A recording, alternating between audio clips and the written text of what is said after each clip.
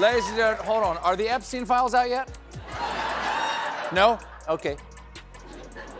How about now? Are they, All right, just checking. You'll let me know.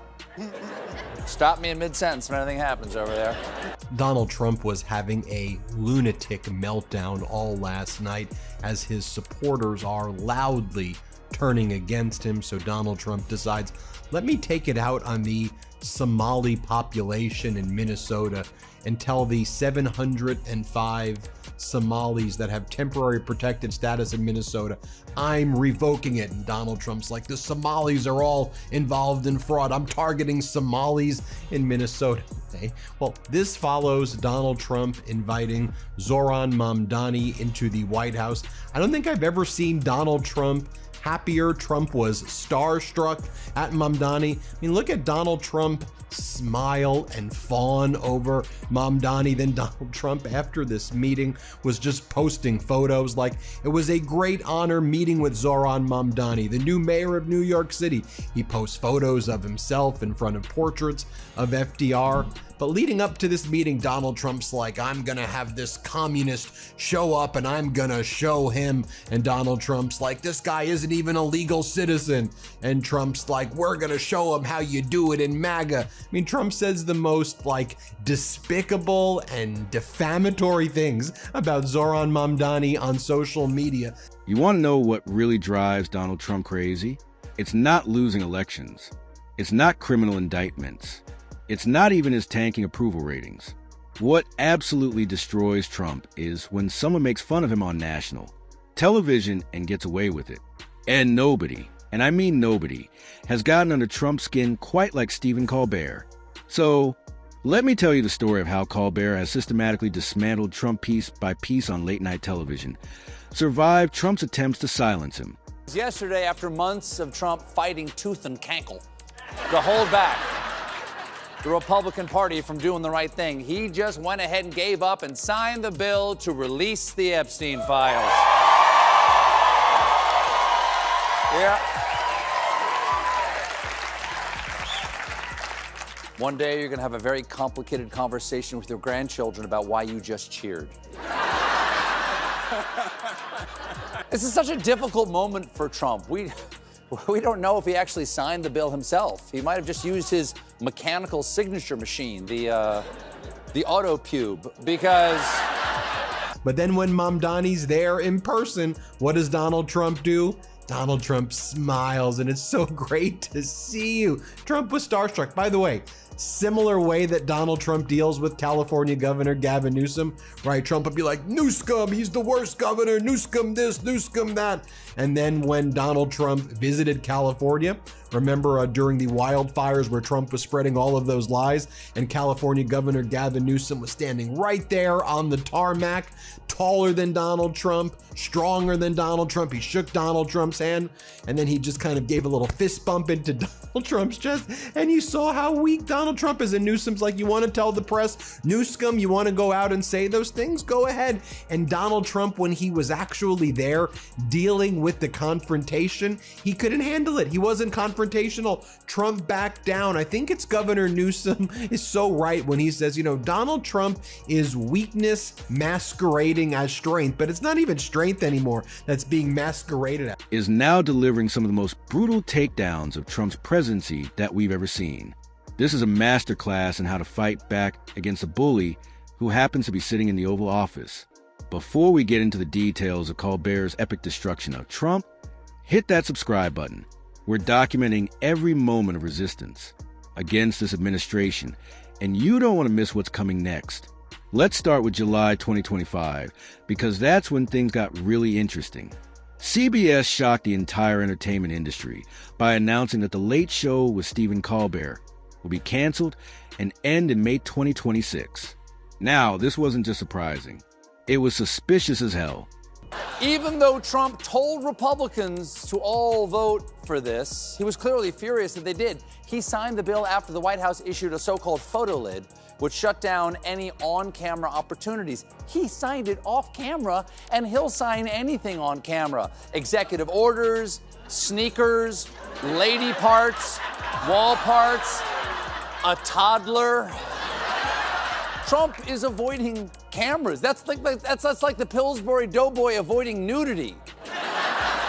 And so I think it's just important that we all exert the moral and formal authority that we have, especially heading into Thanksgiving, and stand up and push back at these weak, pathetic MAGA losers, and stand behind our values as people who love democracy, people who are empathetic, people who care about the environment, who support equality, who uplift marginalized communities, who care that people get health care, that support free health care, that support free and great education, that support jobs for Americans and make sure that Americans have affordable housing. Let's stand up and be damn proud about it and stop backing down to these weak, pathetic MAGA losers. We can do it, folks, and that's what I think this week has been inspiring. When you stand up to this regime backs down. They huff and they puff and they'll blow your house down, but you want to know who the real piggies are?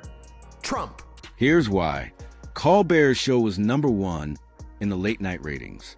He was consistently beating Jimmy Fallon, Jimmy Kimmel, and every other competitor.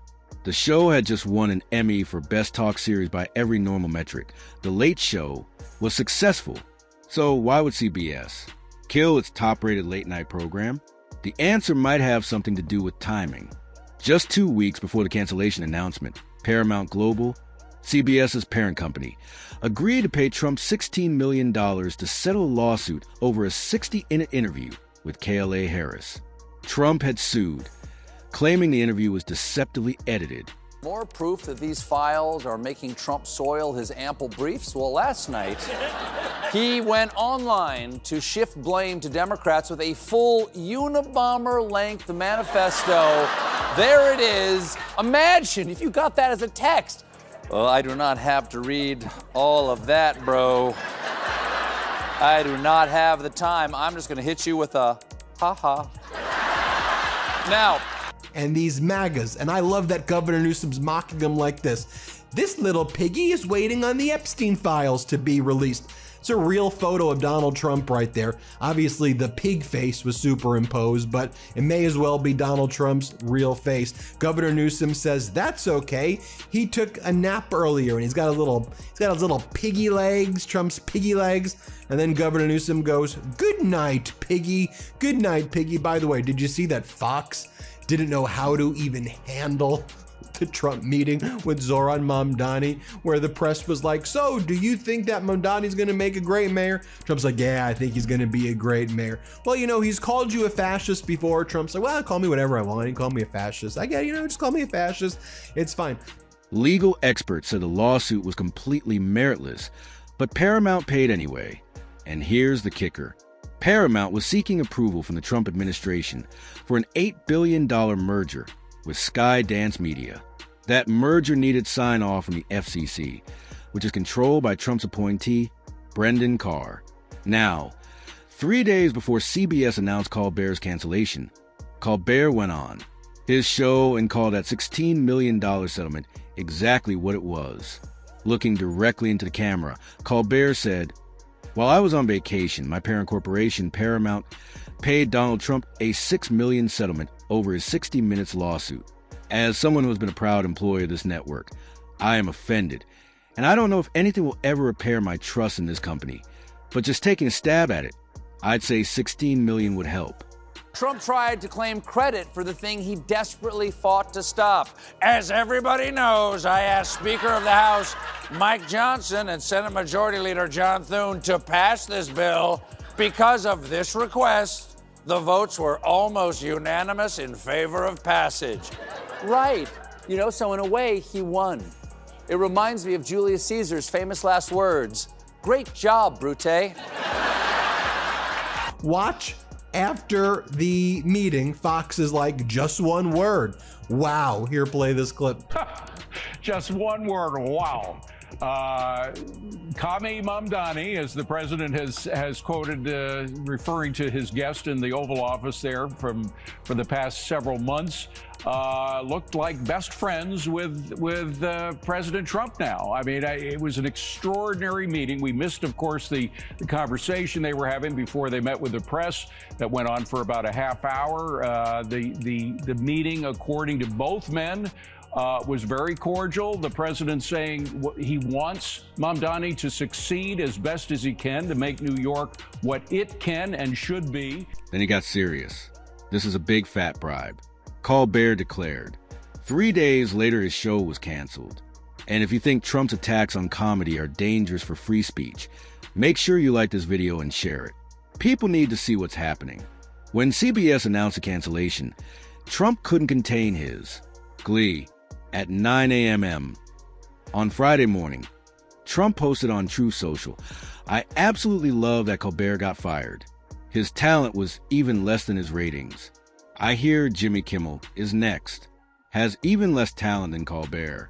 Greg Gutfeld is better than all of them combined, including the underscore on NBC who ruined the once great Tonight Show."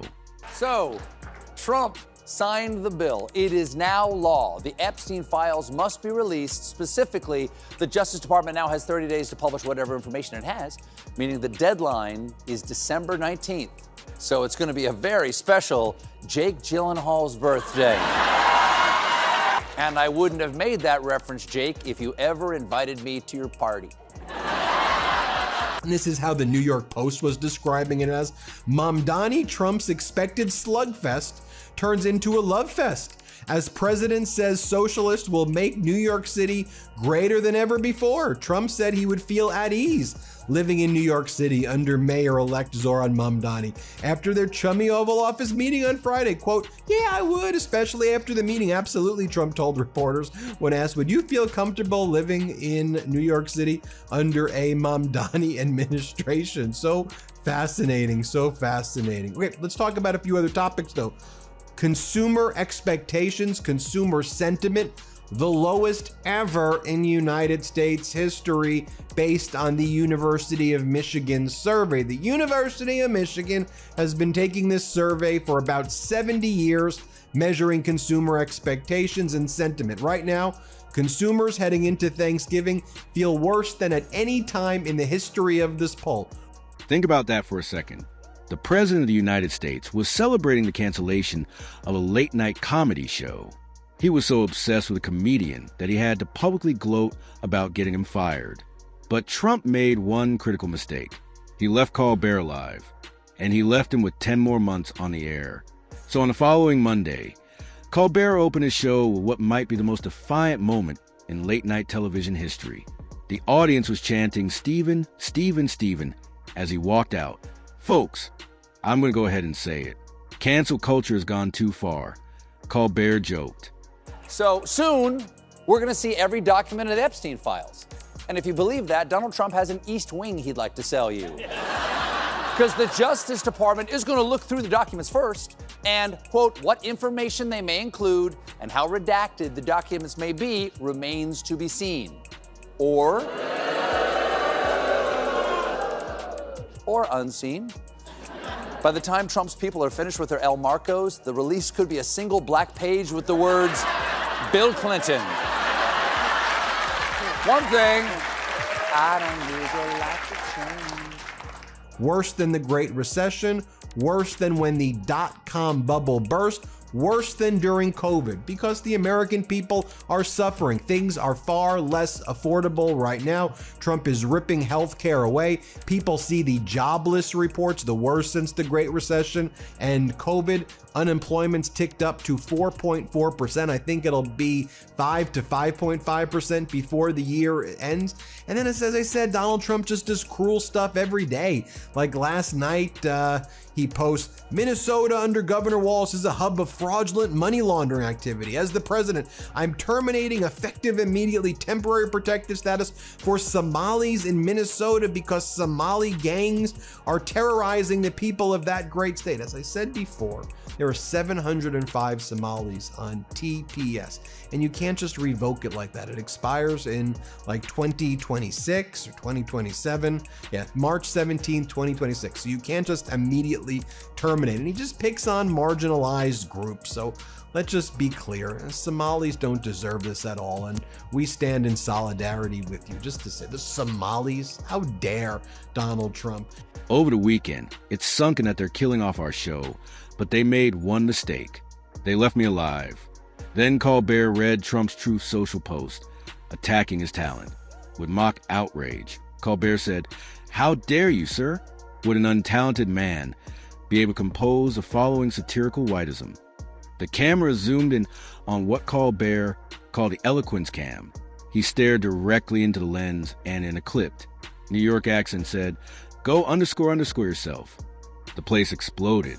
The audience roared their approval for nearly 15 seconds straight. People were on their feet cheering, and Core just stood there soaking in knowing he had just delivered one of the most perfect _ you moments in television history. But Colbert wasn't done.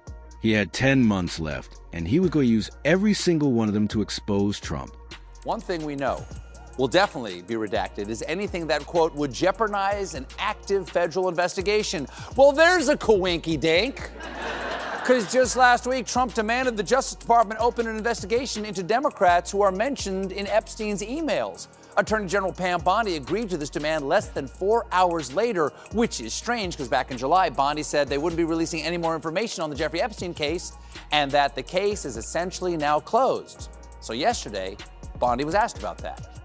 Madam Attorney General, the DOJ statement earlier this year saying that the files would not release mentioned the fact that the review of the documents and the evidence did not suggest that any additional investigation of third parties was warranted. What changed since then that you launched this investigation? Information that has come for information. There's information that new information, additional information. Smooth. Then, cruel things like this. As you know from watching the Midas Touch Network, I have a lot of friends who are nurses. We've worked very closely with nurses and advocating for nurses having good working conditions and just uplifting nurses. They're the front lines, right, of medical care, and sometimes they always get the short end of things. And I hate that. And I love nurses. And so I'll just show you what the Department of Education's doing. They no longer consider nurses as a professional degree. That's one of the Trump policies over the past 40 hours, right? One was swastikas and nooses and the Confederate flag should no longer be deemed hate symbols in the military. And they were called out on that. They're like, oopsies, okay, we didn't really mean it. And then their other plan on Friday was nurses are no longer deemed to have professional degrees. Like, who's sitting around at the table right now with all the problems that Americans are suffering from because of this regime, with prices going up, with people being unable to afford homes, with healthcare being ripped away, the Affordable Care Act subsidies not being extended? You have Trump and these people in these Oval Office, these grotesque human beings go, hey, it would be a good idea? What would it be, JD? You like your couch, JD? Oh, I think it'd be a great idea. Let's take away nursing degrees and say that nurses aren't professionals. Let's just attack nurses. He cannot handle anyone pointing out his failures, his corruption, or his connections to sex offenders like Jeffrey Epstein. So he uses his power to try to silence people. He celebrated when Kimmel was briefly suspended in September. He gloated when Colbert was canceled. He constantly attacks Seth Meyers, Jimmy Fallon, and anyone else who dares to make fun of him. But interestingly, Trump has been completely silent about South Park, even after they depicted him fully naked, begging Satan for sex with his genitalia visible multiple times. You know why? Because South Park gets insane ratings. As comedian Patton Oswalt pointed out, nothing shuts up Trump like money. Stephen Colbert has 10 months left on the air. 10 months to expose Trump's corruption, mock his failures, and speak truth to power. And based on what we've seen so far, he's not holding anything back. The Epstein files are coming. Trump's approval ratings are cratering. And every night, Stephen Colbert is there reminding America exactly who this man is and why he doesn't deserve the office he holds. Trump wanted to silence Colbert. Instead, he gave him the greatest final season in late-night television history.